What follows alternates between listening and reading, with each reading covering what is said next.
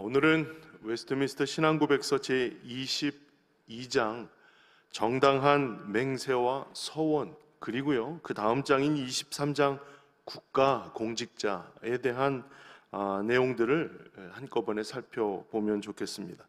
이게 그냥 두 개를 합쳐도 괜찮은 정도의 소소한 내용이기 때문에 합쳐서 얘기를 하는 것은 아닙니다. 한 장 한 장 살피는 만큼의 분량이 필요한 부분이지만 그래도 함께 언급할 수 있는 부분들이 있기에 같이 이 내용들을 다뤄보도록 하겠습니다. 물론 설교를 위한 원고는 여기에 맞춰서 준비는 하였는데요.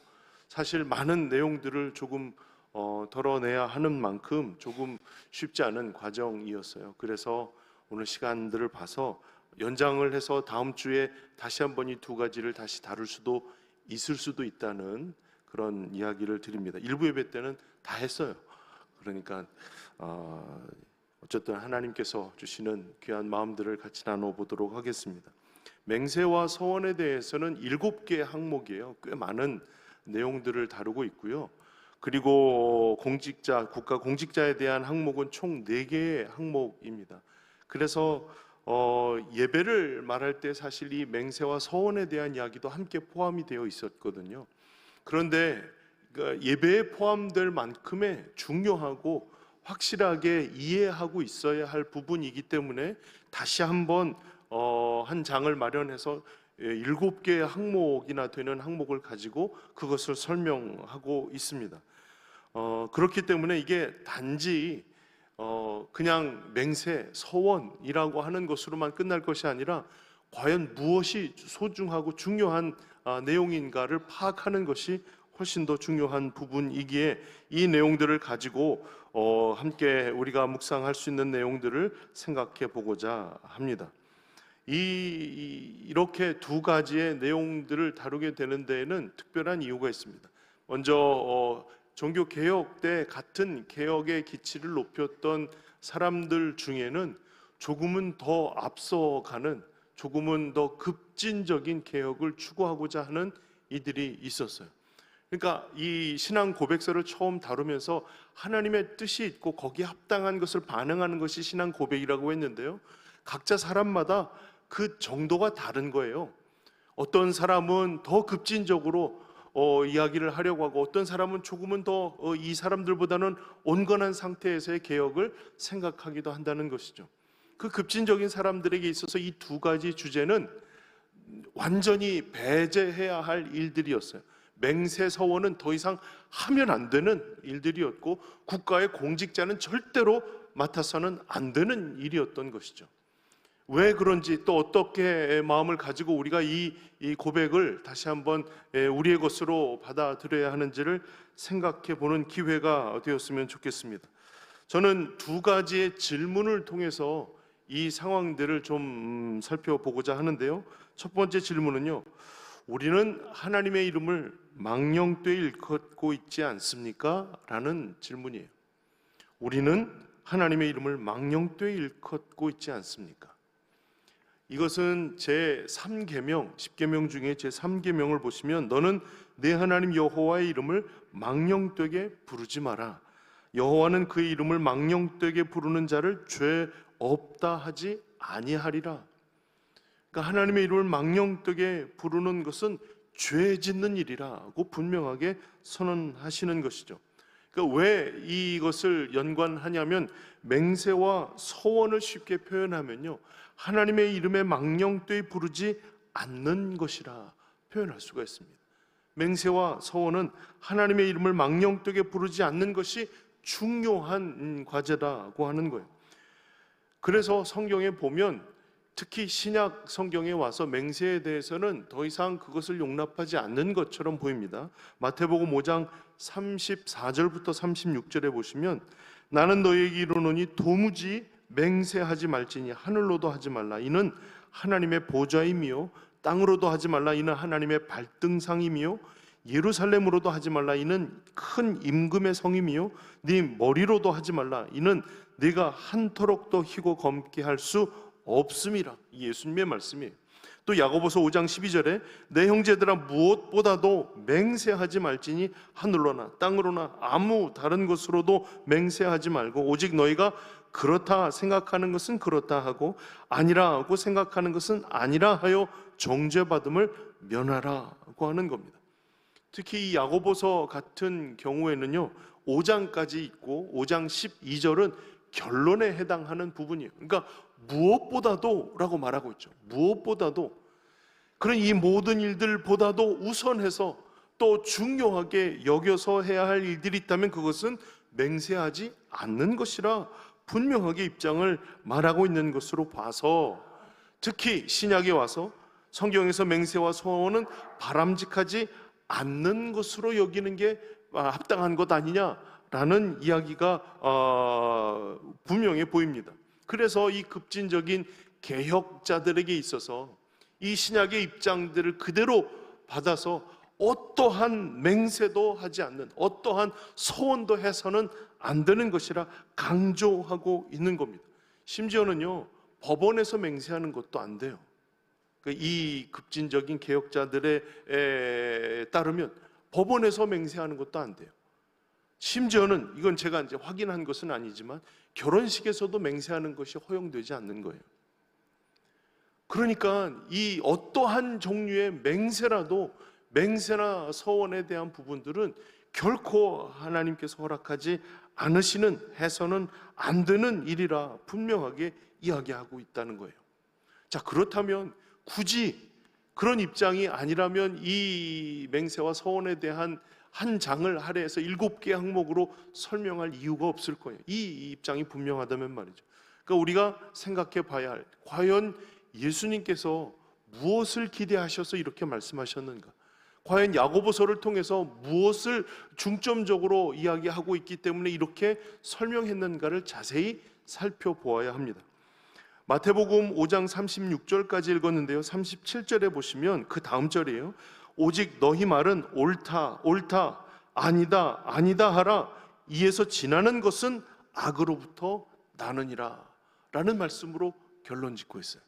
이 말이 무슨 말일까요? 옳다 옳다 아니다 아니다 하라, 여기서 지나면 더 가면 죄 짓는 것이라 악으로 행하는 것이라 라고 단정하시는 것은 옳은 것은 옳다, 아닌 것은 아니다 하라 라는 말이 될 거예요. 이 말은 무슨 말이냐면 내 안에 믿는 바를 그대로 선언하라 라는 말이에요. 그러니까 옳은 것은 옳다, 죽어도 옳다, 아닌 것은 아니다, 죽어도 아니라 하라 라고 하는 말이 되는 것이죠. 자, 그 다음에 야고보서에도 아까 읽었던 12절의 뒷부분을 보시면 비슷한 말이 나와요. 오직 너희가 그렇다고 생각하는 것은 그렇다 하고 아니라고 생각하는 것은 아니라 하여 정죄받음을 면하라. 여기는 정죄받음을 면하라고 하였는데요, 이것도 무슨 말일까요? 그렇다 생각하는 것은 그렇다 얘기를 하라. 그러니 그 안에 믿는 바를 정직하게 있는 그대로 이야기하라라고 하는 거예요. 그러니까 이 두 말에서 분명하게 선언하는 것이 있어요. 그것은 신뢰받을 말을 하라는 거예요. 신뢰받을 말을 하라는 거예요. 내 마음은 그렇지 않은데 아니라, 내 마음은 그렇지 않은데 맞다 라고 잘못된 이야기, 잘못된 거짓된 이야기들을 자꾸만 그 입술로 발하지 말라는 거예요. 그래서 신뢰가 떨어져 버린 말들은 아무리 하나님의 이름으로 맹세를 해도 아무런 신뢰를 주지 못한다는 것이죠. 이게 바로 하나님의 이름을 망령되이 일컫는 것이라는 거예요. 우리가 쉽게 얘기를 할 때 그냥 우리의 이야기를 할 때는 하나님의 이름까지 들먹이지 않아요. 그러나 우리의 말에 신뢰를 더하기 위해서 하나님의 이름으로 맹세하는 거 아니에요? 내 말이 분명하다라는 것을 알려주기 위해서 하나님의 이름으로 맹세하는 거 아닙니까? 그런데요, 이미 그 말의 신뢰를 잃어버렸어요. 이미 그 말이 거짓말하는 말이라 라고 인정이 되어버렸단 말이죠. 그러니 하나님의 이름으로 갖다 대어 이야기를 해도 신뢰를 줄 수 없게 되었어요. 그러니 이 자체가 하나님의 이름에 망령되이 일컫는 일이라 라고 이야기를 하게 된다는 것입니다. 그러니까 우리가 하는 말들의 한마디 한마디가 너무나도 중요한 거예요. 이 수많은 거짓말들로 방패를 쳐놓고 있으면서 하나님의 이름으로 맹세하는 게 무슨 의미가 있느냐라는 거예요. 차라리 맹세하지 말라라는 거예요. 사랑하는 성도 여러분, 그러고 보면 이것이 어떤 맹세에 대한, 서원에 대한 이야기 이전에 우리의 삶의 자리에서 내뱉게 되는 수많은 말들과 약속들, 자신을 설명하고 다니는 모든 말들에 대하여, 거짓으로 포장되어진 일들에 대하여 심각하게 그것을 이야기하고 있는 거예요. 그래서 서원에 대한 말을 할 때 하나님 앞에는 꼭 갚으라라고 얘기를 하거든요. 그 서원 자체가 아니라. 그래서 신명기 23장 21절에서 23절 보시면, 내 하나님 여호와께 서원하거든 갚기를 더디하지 말라. 내 하나님 여호와께서 반드시 그것을 내게 요구하시느니 더디면 그것이 내게 죄가 될 것이라. 내가 서원하지 아니하였으면 무죄하리라. 그러나 내 입으로 말한 것은 그대로 실행하도록 유의하라. 무릇 자원한 예물은 내 하나님 여호와께 내가 서원하여 입으로 언약한 대로 행할지니라. 전도서 5장 4절에 내가 하나님께 서원하였거든 갚기를 더디하지 말라. 하나님은 우매한 자들을 기뻐하지 아니하시나니 서원한 것은 갚으라. 하나님께 맹세한 것은 꼭 실천할 수 있는 것들로 해야 하는 것이죠. 그러나 성경에서 더욱 강조하는 것은 그 말에 신뢰를 갖게 하는 일입니다. 내가 필요한 것을 얻기 위해 임기응변으로 거짓을 말하는 것이 아닙니다. 내 처지와 형편에 대해서 이런저런 거짓으로 둘러대고자 하는 그런 허위 맹세는 아니라는 겁니다. 평소에 신뢰를 줄 수 없는 말은 아무리 하나님 대한다고 할지라도 결코 신뢰를 더할 수 없습니다. 신뢰를 주지 못한 맹세는 오히려 하나님의 이름을 망령되게 만드는 일이라 하는 것이죠. 그래서 질문하는 겁니다. 과연 우리는 하나님의 이름에 망령되이 일컫는 일을 행하지 않습니까? 쉽게 어기는 약속, 쉽게 내뱉어지는 맹세와 서원들, 그리고 쉽게 거짓으로 내뱉어지는 수많은 말들 속에 하나님 이름 자체가 신뢰를 무너뜨려지고 있는 행동이라 여기고 있다면 말이죠. 우리는 여기서 당장 이 나쁜 습관들에서 벗어나야 할 것입니다. 돌이켜야 하는 겁니다. 한마디로 신뢰를 줄 수 있는 삶의 실천이 반드시 뒤따라야 할 것입니다. 이것이 책임을 지는 삶이라는 거예요. 중요하게 여기고 결코 가볍게 취급해서는 안 되는 겁니다. 예전에 저희 어머니께서 돌아가실 때, 미국에 계실 때 돌아가셨거든요. 그래서 미국에서 진료를 하던 의사가 우리 가족들, 저와 제 가족들에게 편지를 썼어요. 뭐라고 썼냐면, 이 환자는 이제 얼마 안 있으면 약 한 2주 정도의 시간을 잡았는데 그 이후면 돌아가실 겁니다. 그러니 가족들이 볼 수 있도록 방문해 주시기를 바랍니다 라고 하는 의사가 손편지를 쓴 거예요. 그걸 가지고 제가 미 대사관에 가서 비자 주세요, 미국 가야 돼요. 근데 희한하죠. 그 어려운 미국 비자가 그 의사 손편지 하나를 보고 비자를 내줬어요. 한 달 머물 수 있는 비자를 내주었어요. 2주만 있겠습니다 라고 이야기를 했는데 한 달을 주었거든요. 갔는데 정말 한 주 정도 되니까 정말 병색이 짙어지시고 이제 오늘 내일 하시는 거예요. 그래서 제가 그때는 이제 결혼해서 저희 첫째 딸이 나왔는데 그거를 사진을 찍어서 티셔츠에 이렇게 인쇄를 해가지고, 어머니 보세요, 이게 제 딸이에요, 딸. 결혼하는 건 보셨지만 아이 낳는 것은 못 보셨거든요. 제 딸이에요. 그러니까 딸이 참 예쁘다, 뭐 귀하다 이런 말씀을 하셨는데 직접 보여드리고 싶은 거예요. 그래서 제 아내와 딸도 올 수 있도록 똑같이 얘기하면 될 거라고. 근데 미 대사관에서 똑같이 얘기를 했어요. 이런 상황이라 이 딸을 보여드리기 위해서 미국을 방문하고 싶어요, 비자 주세요. 그런데 거절됐어요. 못 왔어요. 근데 거절된 이유가 너무나도 가슴이 아팠어요. 이 사람 뭘 믿고 가족들이 다 가면 안 들어올 수도 있는데, 그러니까 이미 전도사님들이 이야기를 하고 돌아온다고 약속을 하고 안 돌아오시는 예가 너무나 많았던 거예요.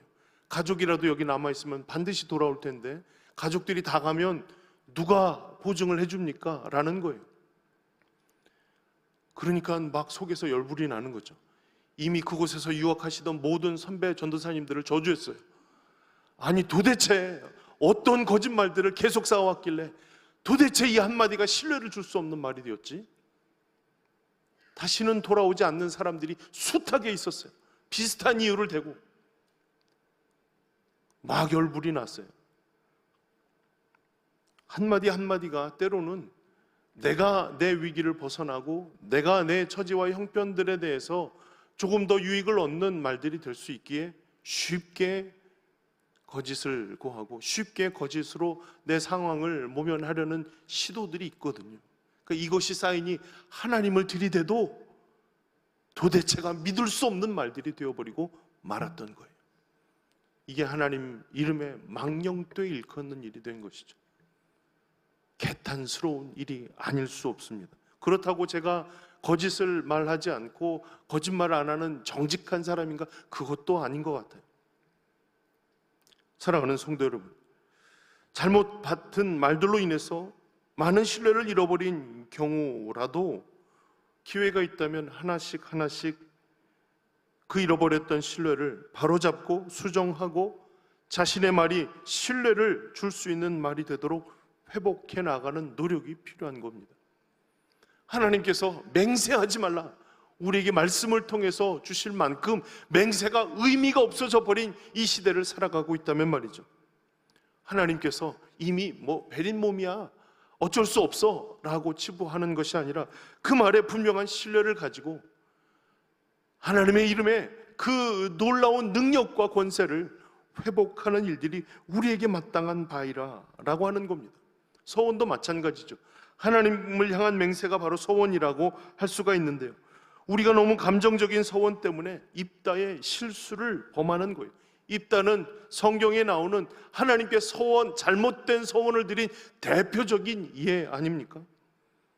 나를 맞으러, 승리의 나를 맞으러 나오는 누구든지 하나님께 번제로 드린다니, 이런 맹세가 어디 있습니까? 만약 사람이 나오면 그 사람을 제물로 드릴 겁니까? 여러분, 서원을 갚기 위해 죄를 지어야 합니까? 그건 아니라는 거예요.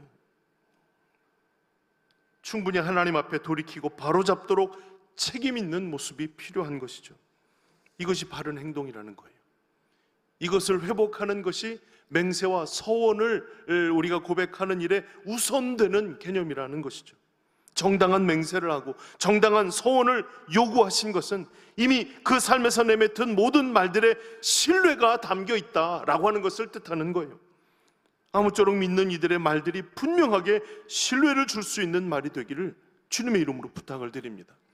여기 예배드리러 오신 모든 분들의 한마디 한마디는 신뢰가 되는 말들이 되어야 하는 거예요. 신뢰를 주는 말들이 되고 신뢰를 줄 수 있도록 그 말에 결코 거짓됨을 담아서는 안 되는 일이죠. 그러니까 맞는 것은 맞다, 옳은 것은 옳다, 아닌 것은 아니다 라고 분명하게 말할 수 있는 그 믿음이 그대로 내뱉어질 수 있는 말들로 세워지기를 주님의 이름으로 축원합니다. 이것은 설교자인 저에게도 마찬가지지만 모든 주님의 이름으로 사는 이들에게 해당하는 중요한 삶의 원칙이 되어야 하는 거예요. 우리가 하나님 앞에서 살아가는 사람들 아닙니까? 그렇기에 하나님 앞에서의 삶이 이와 같음을 분명히 드러내지 못한다면 말이죠, 언젠가 우리가 하나님의 이름을 가지고 나가는 일에 있어서도 결코 그것이 능력이 되지 못한다는 거예요.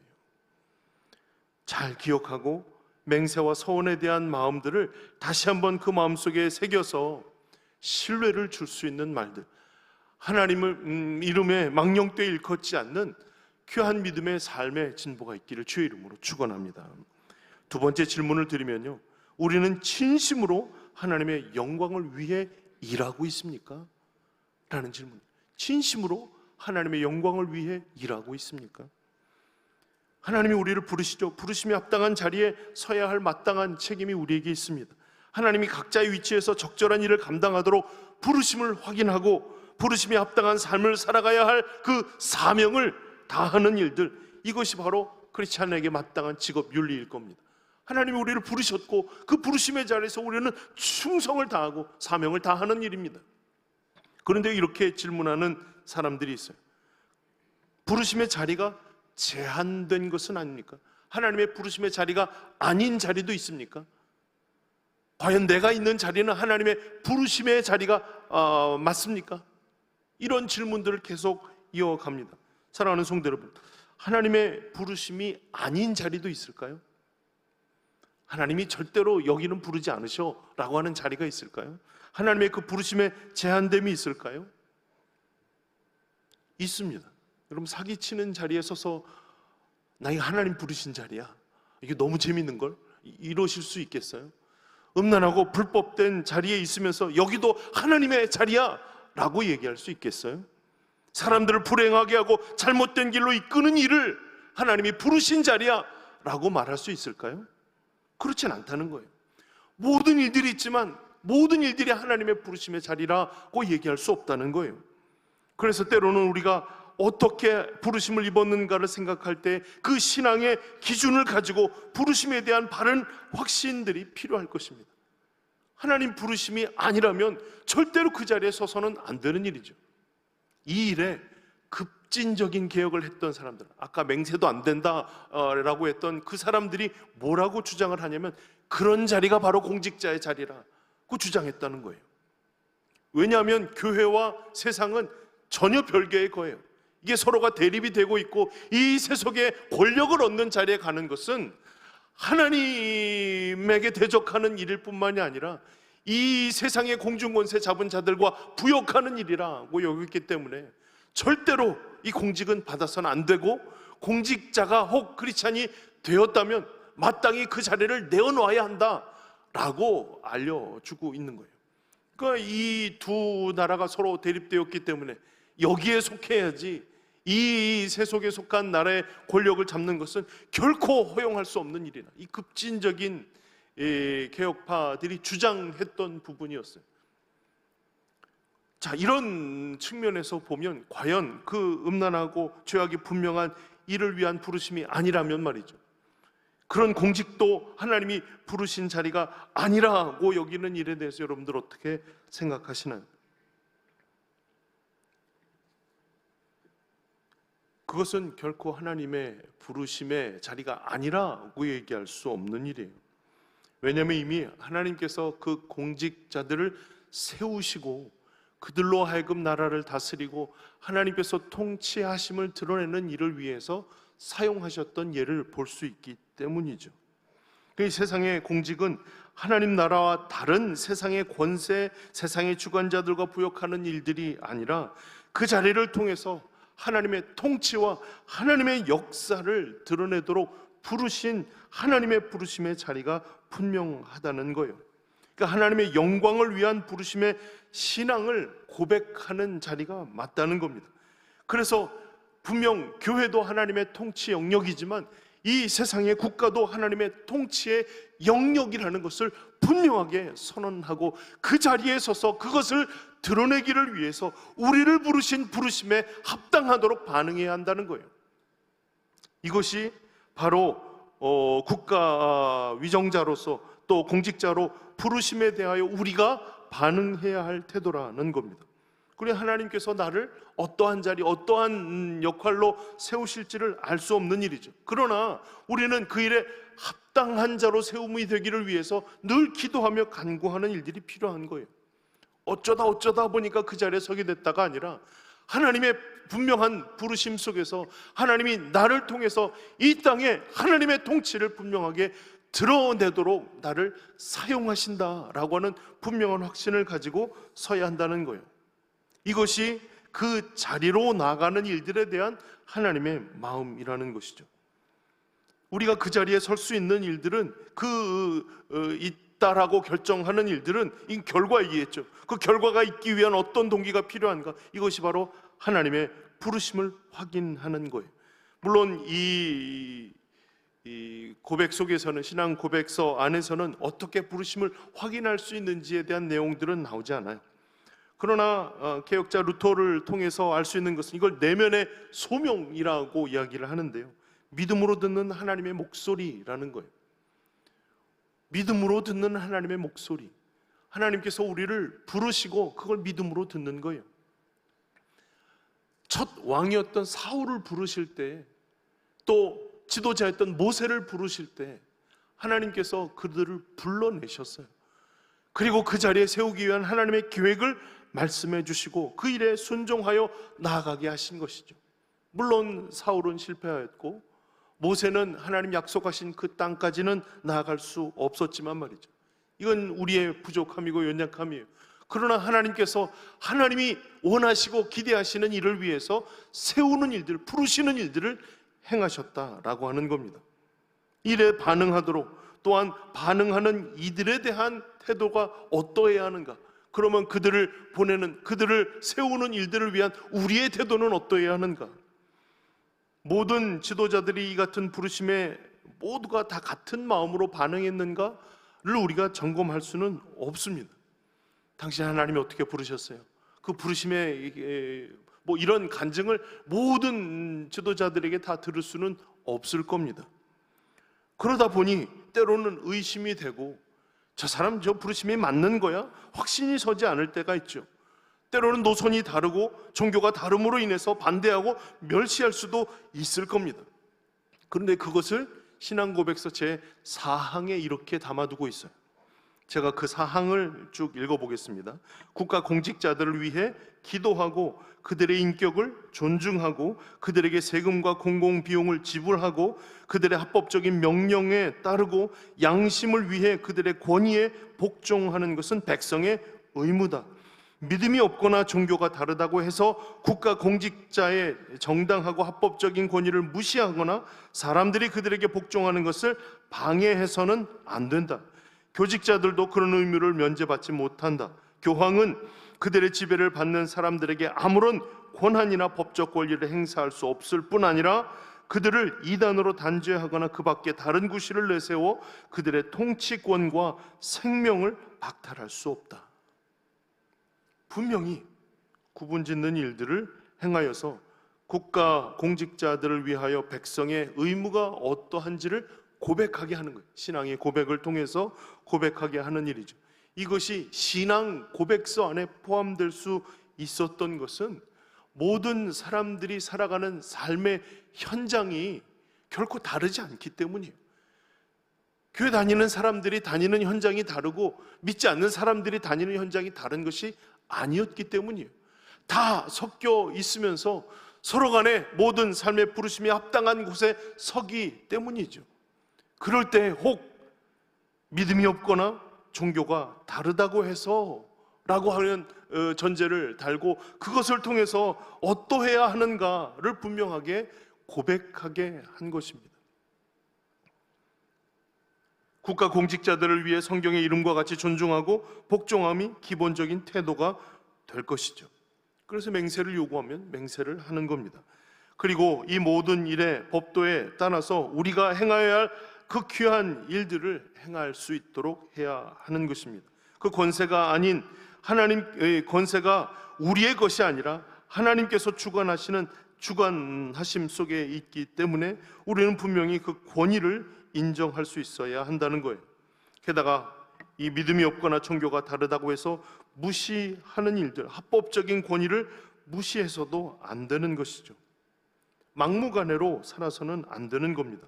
베드로전서 2장 13, 14절에 인간의 모든 제도를 주를 위하여 순종하되, 인간의 모든 제도를 주를 위하여 순종하되 혹은 위에 있는 왕이나 혹은 그가 악행하는 자를 징벌하고 선행하는 자를 포상하기 위하여 보낸 총독에게 하라는 겁니다. 총독은 이스라엘의 직책이 아니잖아요. 그럼에도 불구하고 이 모든 인간의 제도에 대해서 주를 위하여 순종하라는 말씀은 우리가 어떠한 태도를 가져야 하는가를 분명하게 나타내는 일입니다. 사실 정치적인 행위가 우리의 신앙적인 행위와 같다라고 얘기하기는 참 어려워 보입니다. 게다가 정치에 관심도 없고 그래서 국가에 대한 어떤 이야기들, 정치에 대한 어떤 이야기들을 하면 복잡하고 쉽게 이런저런 이야기를 하지 못하는 것도 사실입니다. 아니, 정치에 관심이 있던 없던 이 중에는 빨간색도 있고 파란색도 있어요. 그렇기 때문에 무엇인가 하나의 입장을 대변하는 일이 아니라면 완전히 대적해야 하는 그와 같은 위치가 되어버리는 일들도 왕왕 일어나곤 하죠. 한 가족 안에서 명절 때 쉽게 다투는 일들이 이 정치적인 문제를 통해서 일어나게 되는 일들이잖아요. 그러다 보면 우리가 국가에 대한 여러 입장을 생각할 때 내 입장과 내 생각과 내가 지지하고 내가 응원하는 일들과 밀접하게 연관이 되게 되어 있다는 거예요. 그러나 믿는 믿음의 사람들의 기본적인 신앙의 고백은 모든 국가에 대해서 하나님께서 허락하신 하나님의 통치의 영역임을 인정하고 합법적인 권위를 존중하는 일입니다. 그리고 하나님께서 교회와 국가를 주관하시고 하나님께서 우리에게 명하신 대로 주를 예배하고 주님의 뜻을 따를 주님의 통치가 이와 같음을 선언하는 일들을 위하여 하나님의 귀한 믿음의 일들을 계속 이어가야 할 거예요. 그렇다고 국가가 우리 신앙 고백에 대해서 이렇다 저렇다 관여할 수 없죠. 그런 일들에 대해서 우리 예배의 모든 상황이나 이런 부분들에 대해서 관여할 수는 없는 것처럼 말이죠. 고유의 영역들이 존재하고 고유의 권위가 존재하게 마련입니다. 이를 통해서 하나님이 주시는 주님의 마음과 생각들, 주시는 하나님의 역사가 이와 같음을 분명하게 고백할 수 있어야 한다는 겁니다. 어떤 분들은 적극적으로 정치적인 행위를 통해서 국가가에 어떤 영향력을 줄 수 있게 해야 한다라고 활동하시는 분들도 있습니다. 때로는 묵묵히 기도하면서 지지든 한거이든 이어가야 한다라고 하는 말들도 있습니다. 모두가 다 정치인이 될 필요는 없습니다.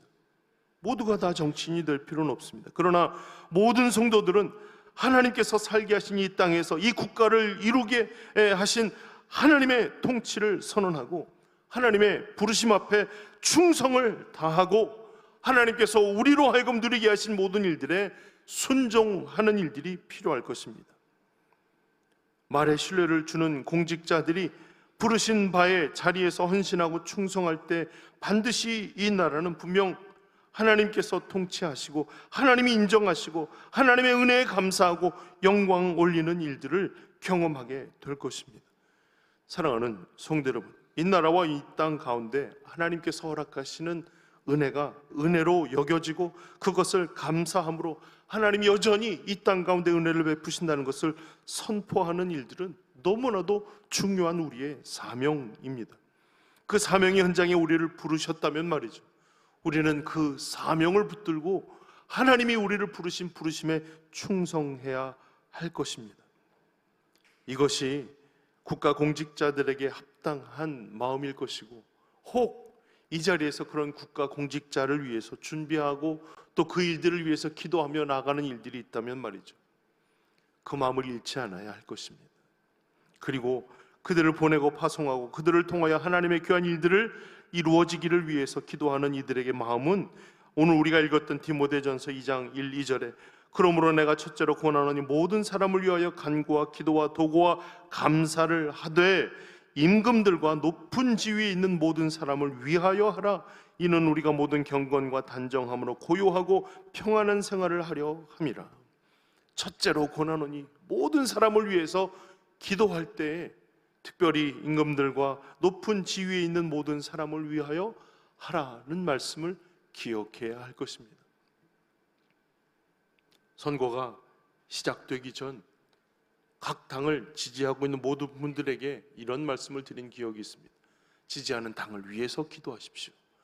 그러나 선거가 끝난 이후에 자기가 원하지 않는 사람이 되었다고 저주하지 말고 그가 하나님의 온전한 통치를 받고 하나님의 은혜를 분명하게 드러내는 역할들을 위해서 그 일에 충성을 다하는 사람이 되기를 위해서 기도하십시오 라고 함께 기도했던 기억이 있습니다. 사랑하는 성도 여러분, 오늘도 누군가 그 자리에 서서 그 역할들을 감당하는 일들이 때로는 신문이나 뉴스에 너무나도 시끄럽게 드러나서 이것이 무슨 하나님의 일들인가 라고 의심이 될 때도 있을 것입니다. 우리가 의지하는 바가 아니라 우리의 신앙의 고백은 하나님이 이 땅을 통치하신다는 거예요. 그리고 그 땅에 합당한 사람들을 부르시고 그 일이 온전히 이루어 가도록 충성된 주님의 사람들을 찾으신다는 일이죠. 이 일에 우리가 그 대상자라면 우리는 하나님의 부르심에 합당하도록 사명을 다하여 충성하는 일들, 그리고 그 일을 위하여 기도하는 일들을 멈추지 않아야 할 것이라는 겁니다. 이 일에 한마디 한마디의 말들은 신뢰를 줄 수 있어야 할 것이고, 하나님의 이름에 망령되어 일컫지 않는 하나님의 영광을 드러내는 일에 우리가 부름받았음을 기억하고, 어디서든 어떤 상황이든 그 말에 신뢰를 주고 그 일에서 하나님의 영광을 드러내는 삶을 살아내시기를 주의 이름으로 축원합니다. 기도하겠습니다.